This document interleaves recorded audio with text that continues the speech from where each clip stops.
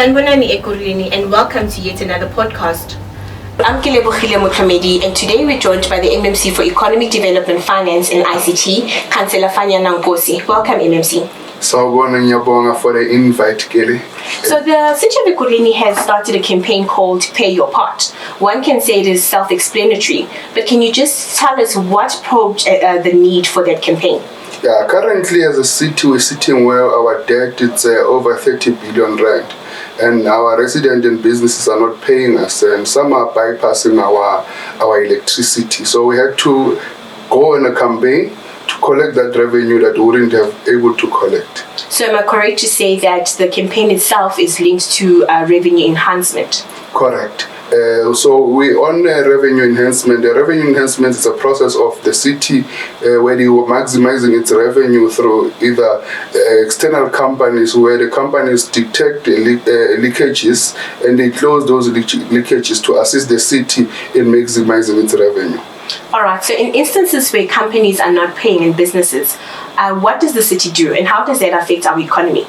Okay, firstly, for us to render services, and I'll go into the services that we render to our communities through that revenue that we collect from businesses and also residents. So if you're not paying as business or as resident, you are affecting the city's finances and able to meet its obligations. So we basically need the money from businesses and residents so we are able to escalate service delivery. Yes, let me just go into those service deliveries because it's important for the resident and business to know which services they get from the city. Firstly, for us to provide the resident with clean water, we need to pay rent water for them to access that water. For them to get continuous power or energy, we need to pay ESCOM for us to purchase that energy. And also regular picking of rubbish and also litter picking up on the streets. We need residents and business to come and pay their part. So for businesses that are not paying the city, before we actually cut the power supply, what measures do we apply first before we get to that stage? Okay, we have credit control that is being approved by council. So we apply those credit control where we disconnect your electricity or water in instead of businesses. In terms of resident, we disconnect their electricity, but in terms of their water, by law or by the constitution, we are not allowed to actually disconnect the water for residents, but we limit the number of liters they can use. Do we find that method very effective? That method is effective. Once you do that, a resident or business, they come and make arrangement to pay. But we have an issue of bypassing where some businesses or even residents bypass the electricity and the city, because they're using electricity that we're paying to ESCOM, but we're not recovering it from the resident or the businesses. I actually am interested in the point of the bypassing. We know that the country is faced with a serious issue when it comes to electricity. So how do we deal with people who are bypassing or are connecting illegally? So if we found that you have been bypassing, because the city is allowed by law to apply back billing, which we can apply back billing up to a maximum of 36 months. So you'll find yourself in trouble, or you have to pay a huge bill, of which you should have come to the city if you had a problem of not being able to service your debts, make arrangement in our triple C's or our customer care, where we could have had a fair arrangement that you could yourself be able to service that debt. And talking about huge bills, we actually have a follower on our digital platforms who's asked a question: why does the city have to wait so long until the money that is owed gets into millions? I think this is with reference to the school in Bedfordview that owed the city 3 million, as well as a business establishment that cost this that owed the city like 8.1 million. Okay, in that case, it's where I was explaining the issue of bypass.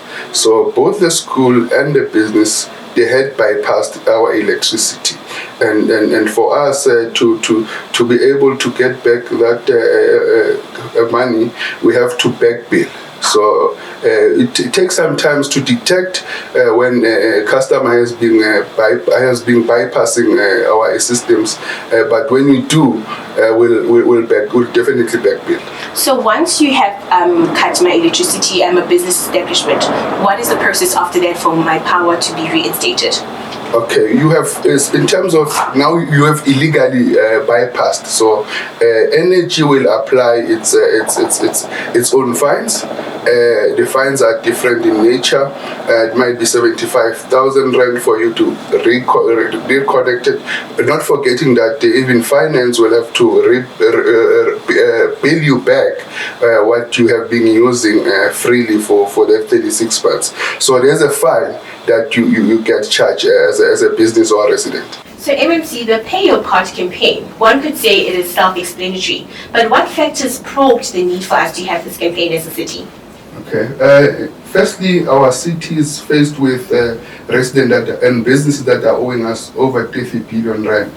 So we've seen it that if we go on a campaign of revenue enhancement where we use external companies to check if we have leakages and close those leakages to assist the city in terms of maximizing its revenue. And again is that we find that businesses that are connecting illegally into our system, without us going on that campaign, we'll be not able to detect those businesses that are illegally connecting, and on those hijacked buildings that are around the city. So with Pay Your Part, we are able to intensify our revenue collection. So for the residents that are paying forward and paying the city what it owes it, do you have any words of encouragement? Okay, I'll say yes.